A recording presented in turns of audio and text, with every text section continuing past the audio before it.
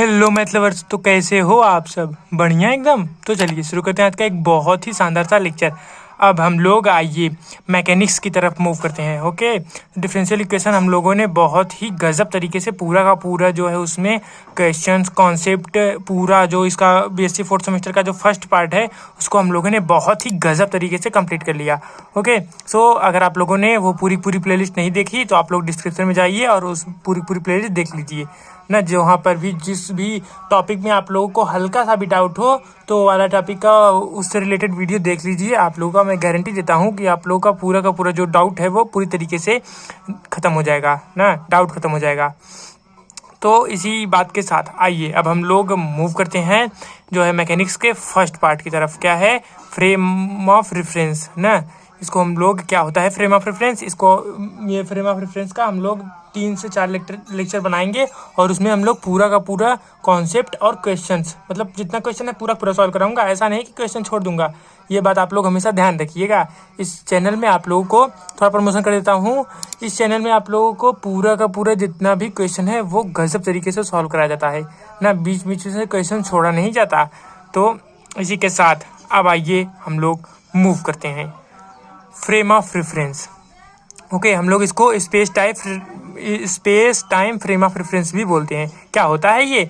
देखिए, जब भी हम लोगों को किसी भी जो है पार्टिकल का मोशन या किसी भी बॉडी को दिखाना होता है ना, डिस्क्राइब करना होता है कहाँ पे? स्पेस में। तो हम लोग क्या करते हैं, हम लोगों को सबसे पहले ये पता करना पड़ता है कि हम लोग उसको किसके रिस्पेक्ट में मेज़र कर रहे हैं ना। वो जो मोशन है उसको हम लोग किसके रिस्पेक्ट में मेज़र कर रहे हैं, ये बात जानना काफ़ी ज़्यादा इंपॉर्टेंट होता है।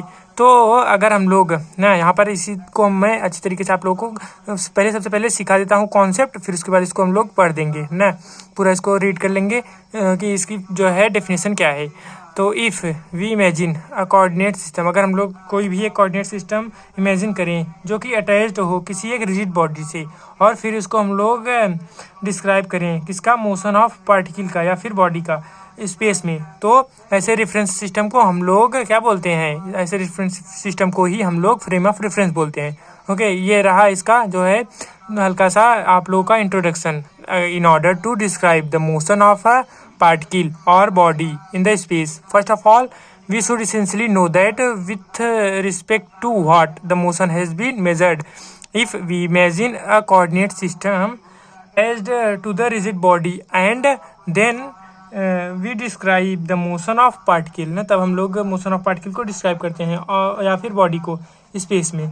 तो इस तरीके के रेफरेंस सिस्टम को हम लोग फ्रेम ऑफ रेफरेंस बोलते हैं।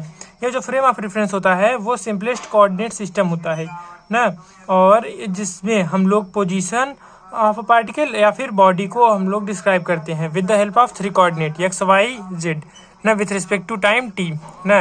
यहाँ पर आप लोग देख लीजिए, यहाँ पर इसका जो है कोऑर्डिनेट सिस्टम भी बना हुआ है ना। ये होता है, ये हो गया एक्स वाई जेड, यहाँ पे आई कैप जे कैप के कैप, और यहाँ पर अगर स्पेस पॉइंट पी है और उसका जो कोऑर्डिनेट है वो एक्स वाई जेड है, तो आर बराबर कितना हो जाएगा ना? पोजीशन वेक्टर आर बराबर x i cap plus Y J cap plus Z के कैप। तब जब यहाँ पे पी का जो कोऑर्डिनेट है वो एक्स वाई जेड होगा तब। ओके, फिर इसके बाद क्या दिया गया है आप लोग को यहाँ पर समझ में आ गया कि फ्रेम ऑफ रेफरेंस क्या होता है ना। अगर आप लोगों को वहाँ से नहीं समझ में आया तो आप लोग यहाँ पे बुक में भी देख लीजिए, इसमें हल्का सा और सिंप्लीफाई करके दे दिया गया है। वहाँ पे मैंने डिटेल में लिखा था क्या कि अ कोऑर्डिनेट सिस्टम ना, जो कि एक ऐसा कोऑर्डिनेट सिस्टम जो कि डिफाइन करता है किसी भी पार्टिकल के पोजीशन को कहाँ पर? इन 2 या 3 डायमेंशनल स्पेस, तो उसी को हम लोग फ्रेम ऑफ रेफरेंस कहते हैं ना। एक ऐसा कोऑर्डिनेट सिस्टम जो कि किसी भी पार्टिकल के पोजीशन को डिफाइन करता है 2 या 3 डायमेंशनल स्पेस में, उसी को हम लोग फ्रेम ऑफ रेफरेंस बोलते हैं। ओके, अब देखिए position vector R is equal to कितना है? एक्स आई के प्लस वाई जे कैप प्लस जेड के कैप ना। अब अगर हम लोग इसको डिफ्रेंशिएट कर दें विथ रिस्पेक्ट टू टी ना, वी को मतलब वेलोसिटी फाइंड आउट करने के लिए, तो D R by D T is equal to यहाँ पे डी बाई डी टी, ये यहाँ पे इसका आई कैप और d x upon D T plus j cap D Y अपान D T plus k cap D z upon D T. Okay, इसका मतलब ही बराबर ये देखिए ये वी एक्स मतलब वेलोसिटी का एक्स वाला कॉम्पोनेंट, और यहाँ पे जे वेलोसिटी का वाई वाला कॉम्पोनेंट, और यहाँ पे के वेलोसिटी का जेड वाला कॉम्पोनेंट। अरे यार यही होता है ना, वी बराबर कितना होता है? D x by D t ना। D x by D T, v x बराबर d x by D t, d y by D t, अलग अलग कोऑर्डिनेट मतलब अलग अलग एक्सिस पे ये अगर एक्स एक्सिस है तो एक्स होगा, वाई एक्सिस है तो वाई होगा, जेड एक्सिस है तो जेड होगा अपान डी टी। ओके, ये हो गया वेलोसिटी। और अगर एक्सेलरेशन, एक्सेलरेशन क्या होता है? The rate of change of velocity is called acceleration ना, या फिर D two R upon D T square. इसी को हम लोग D V by D T, rate of change of velocity is called acceleration. तो इसको D by D T, V की वैल्यू कितनी है, ये यहाँ पे हम लोग वी की वैल्यू रख दें तो i cap v x plus j cap v y plus k cap v z. ठीक, इसका मतलब ए बराबर हम लोग को कितना मिल जाएगा, यहाँ पे आई कैप ये अंदर जाएगा तो D we x upon D T plus यहाँ पे ये डॉट डॉट डॉट मतलब ये हो जाएगा। फिर ए बराबर यानी वेक्टर ए बराबर हम लोगों को आई कैप ए एक्स ना, यहाँ पे यानी कि जो एक्सेलरेशन है उसका एक्स एक्सिस का कंपोनेंट, फिर यहाँ पे जे कैप ए वाई ना, यहाँ पे के कैप ए जेड, ये हो गया एक्सेलरेशन। अब देखिए न्यूटन्स के सेकंड लॉ से क्या होता है, न्यूटन का सेकंड लॉ, एफ बराबर एम इंटू ए। हालांकि हम लोग जानते हैं कि एफ बराबर D P by D T होता है ना, उसका और जो हल्का सा सिंप्लीफाई मतलब वो जो इसका और सिंप्लीफाई वाला फॉर्म है, F is equal to m into ए।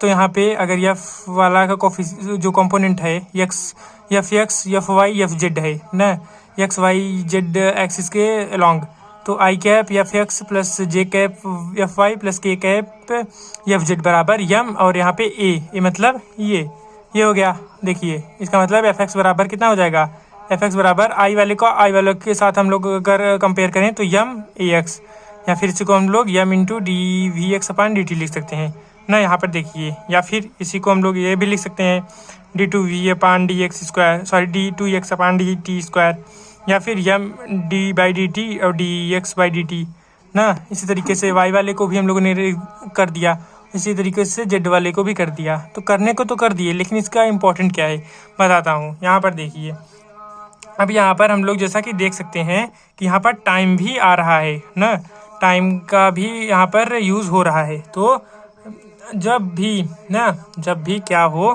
कि क्या दिया गया है, in this way to describe the fully motion of body in space we have to know its different position at different instant of time ना। We have, हम लोगों को जैसा कि पता है कि अगर हम लोग किसी भी बॉडी का फुली मोशन हम लोग दिखाना चाहें ना, डिस्क्राइब करना चाहें तो हम लोग स्पेस में, तो हम लोगों को डिफरेंट पोजीशन पे उसको हम लोग डिफरेंट पोजीशन पे डिफरेंट मतलब टाइम में दिखाना पड़ेगा ना। इसका मतलब कि हम लोगों को 4 कोऑर्डिनेट रिक्वायर्ड होंगे, कौन कौन, एक्स वाई जेड टी ना। तो इसी कारण हम लोग इसको space time frame of reference भी बोलते हैं। स्पेस टाइम यहाँ पे टी है ना, इसलिए तो यहाँ पे हम लोग इसको space time frame of reference बोलते हैं। तो आप लोगों को इससे पता चल गया होगा कि आखिर इसका space time frame of reference बोलने का रीज़न क्या है। ओके, अब देखिए जो फ्रेम ऑफ रेफरेंस होता है वो 2 प्रकार का होता है, एक होता है इनिशियल फ्रेम ऑफ रेफरेंस, एक होता है non initial frame of reference ना।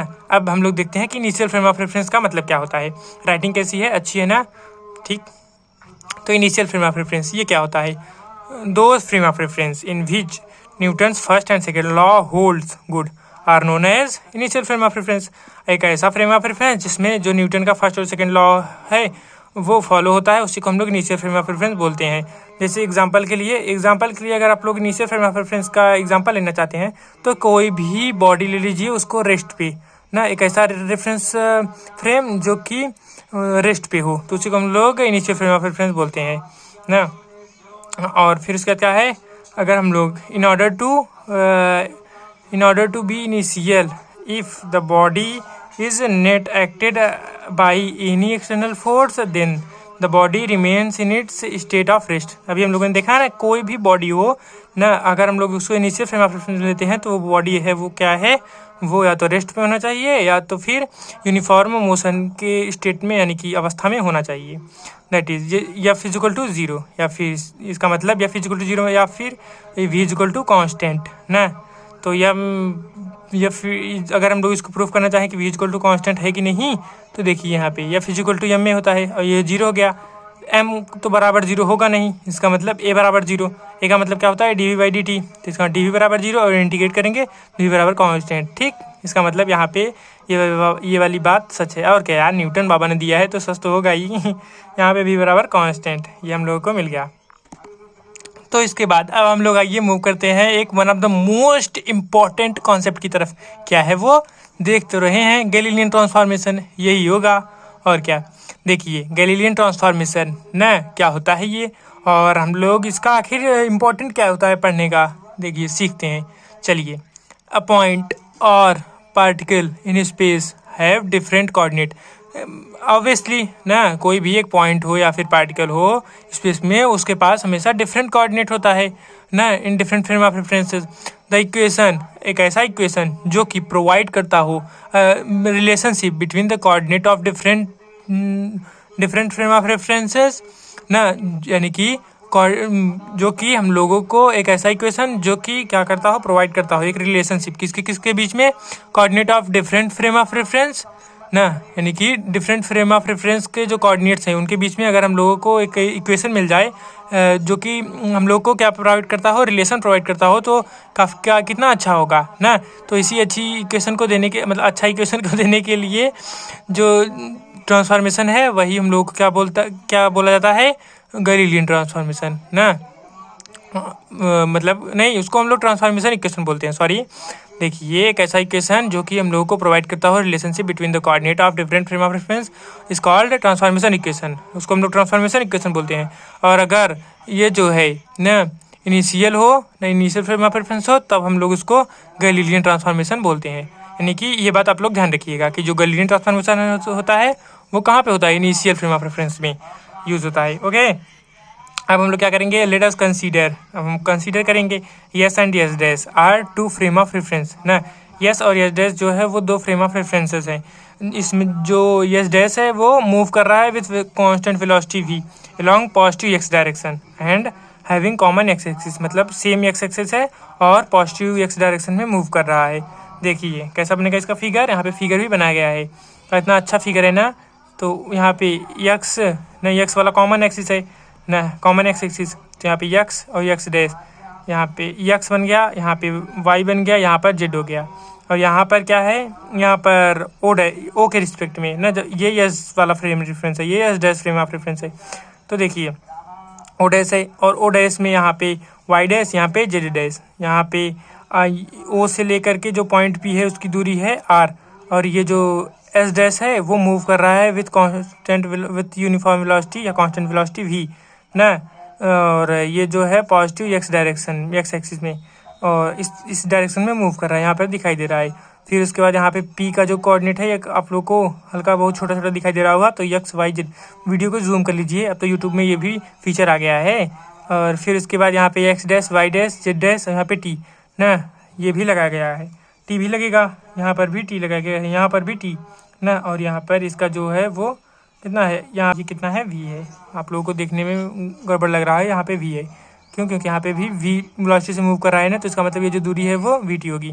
ओके, और हाँ मैं आप लोगों को एक और बात बता दूं कि ये जो भी हम लोग सीख रहे हैं ना, वो कब है, जब केस नंबर फर्स्ट है, मतलब कि जब इनिशियल फ्रेम वो हो रेस्ट पे हो और जो दूसरा इनिशियल फ्रेम हो वो मूव कर रहा हो यूनिफॉर्म वेलोसिटी कहाँ पे, along the positive x direction ना। अभी हम लोग एक और सीखेंगे जिसमें जो सेकंड वाला हो वो मूव करे यूनिफॉर्म वेलोसिटी से ही मूव करे, लेकिन किसी भी डायरेक्शन में मूव करे, तो उसके लिए जो है गैलीलियन ट्रांसफॉर्मेशन इक्वेशन क्या हो जाएगा। ओके, तो अब ये जो है फर्स्ट वाला है, तो उसमें आप लोग यहाँ पर फिगर एक बार अच्छी तरीके से बुक में जो दिया है उसको भी देख लीजिए। ठीक, यहाँ पे वी टी, यहाँ पे ये एक्स वाई जेड टी और X dash Y Z T dash ना, ओ डैश के रिस्पेक्ट में ये और ओ के रिस्पेक्ट में ये। तो अब देखिए हम लोग जैसा कि जानते हैं, यहाँ पे मैं आप लोगों को हल्का सा ये सिंप्लीफाई कर देता हूँ। देखिए क्या है, by the vector law of addition, vector law of addition से ओपी मतलब यहाँ पे क्या है, कौन सा ये ओपी, ये बराबर कितना होगा, ओ डैश और ओ डैश पी। यहाँ पे देखिए O dash plus O dash P vector, तो वेक्टर इसको हम लोग ओ पी को कितना लिए हैं, वेक्टर आर, तो vector R dash is equal to यहाँ पे वी टी हो गया ना, V into T, O dash की कितनी वैल्यू है वी टी और प्लस यहाँ पे आर डैश ना। वहाँ पर आप लोगों को फिगर में हल्का सा मिस्टेक हो गया था, मैंने यहाँ पे आर डैश था, मैंने आर डैश आई थिंक नहीं दिखाया उसको। ठीक, यहाँ पे हम लोग अगर ओ डैश पी भी लिखना चाहें तो आप लोग इस या फिर ये लिख सकते हैं या फिर ये लिख सकते हैं, मतलब दोनों भी लिख सकते हैं हम लोग।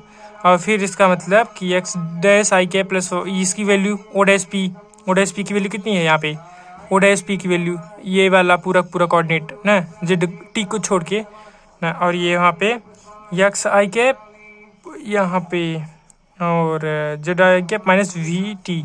फिर इसका मतलब कि यहाँ पे आई वाला यहाँ पे पूरा हो गया, और यहाँ पे minus V I cap T.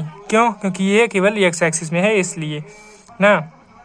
Vector V is equal to mod of vector V into I cap, यानी वी आई कैप, तो यहाँ पे वी आई कैप हो गया। अब आई कैप वाला ना, इसको हम लोग साथ ले लेते हैं, तो X minus we T I cap plus Y J cap plus Z के कैप, यानी एक्स डैश बराबर, अगर हम कंपेयर करेंगे आई कैप के साथ, तो एक्स डैश बराबर x minus we t, y j dash बराबर, सॉरी जे डैश का जे के साथ जे वाला को फिर क्या करेंगे, इक्वेट करेंगे, तो वाई डैश बराबर हम लोग को वाई, और जे डैश बराबर जेड, और टी डैश बराबर टी। ये हम लोगों को मिल गया। ओके, यहाँ पे आप लोग टी डैश अगर सपोज करेंगे तो वो भी टी के बराबर आ जाएगा, तो इसको हम लोग गैलीलियन ट्रांसफॉर्मेशन इक्वेशन बोलते हैं। और अगर हम लोग यहाँ पे एक्स बराबर निकालना चाहें तो एक्स बराबर x dash plus we T, और वाई बराबर ये वाला तो सेम टू सेम, इसी को हम लोग इन्वर्स गैलीलियन ट्रांसफॉर्मेशन इक्वेशन बोलते हैं। ओके, तो यहाँ पर ये वाला भी कंप्लीट होता है।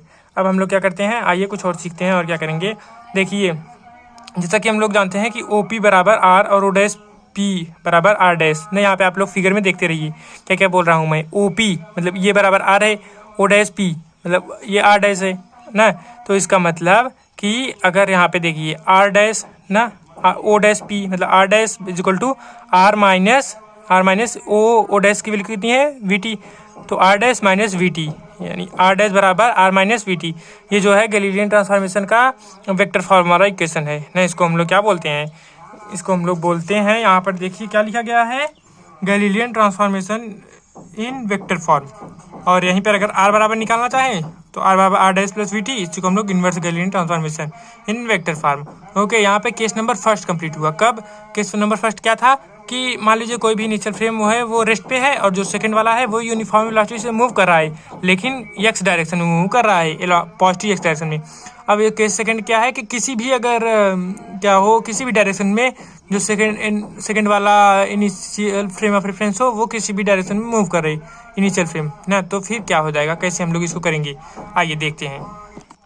तो यहाँ पर देखिए, और बाकी चीज़ें तो सेम रहेंगी जैसा कि केस नंबर फर्स्ट में था, लेकिन यहाँ पे केवल एक दो चीज़ें डिफरेंस होंगी। क्या डिफरेंट होगा, देखिए यहाँ पे चूंकि ये जो सेकंड वाला इनिशियल फ्रेम है वो भी क्या कर रहा है, वो किसी भी डायरेक्शन में मूव कर रहा है, तो इसका मतलब अगर यहाँ पे किसी भी डायरेक्शन में मूव करेगा तो यहाँ पे वाई डैश भी होगा, और इसी के साथ साथ जेड डैश भी होगा, उसमें केवल एक्स डैश ही था ना, तो यहाँ पर यही एक चेंज होगा। इसका मतलब कि जो ओ डैश है वहाँ पर केवल वी टी था, लेकिन यहाँ पे केवल वी टी नहीं होगा, बल्कि यहाँ पे देखिए V x T, V Y T, V Z T ना, यानी कि एक्स का कोफिशिएंट वी मतलब वेलोसिटी का एक्स वाला क्या होता है, कंपोनेंट यार ना, एक्स वाला कंपोनेंट, वाई वाला कंपोनेंट और जेड वाला कंपोनेंट, ये तीनों के तीनों होंगे।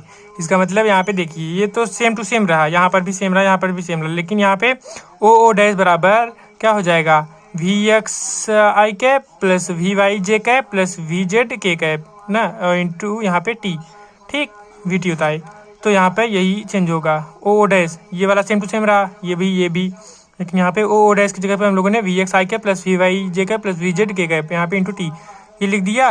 फिर इसके बाद जब हम लोग यहाँ पे आई कैप वाला कंपेयर करेंगे तो एक्स डैश बराबर हम लोग को एक्स माइनस एक्स डैश बराबर यहाँ पे देखिए x minus v x t, y dash बराबर y minus v Y t, z dash बराबर z minus v Z t, t बराबर टी, ये तो सेम टू सेम रहा। इसको हम लोग गैलीलियन ट्रांसफॉर्मेशन इक्वेशन बोलते हैं, केस नंबर सेकंड के लिए, ओके।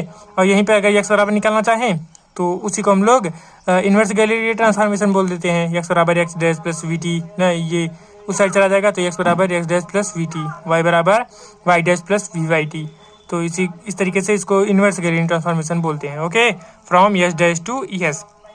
और ये वेक्टर फॉर्म वाला तो सेम टू सेम रहेगा, क्या, आर बराबर are dash plus we t ना, आर बराबर are dash plus we T, इसको हम लोग क्या बोलते हैं, इन्वर्स गैलीलियन ट्रांसफॉर्मेशन, और आर डैश बराबर आर माइनस वी टी, यहाँ पे देखिए आर डैश बराबर आर माइनस वी टी, इसको हम लोग क्या बोलते हैं, Galilean transformation in vector form, okay.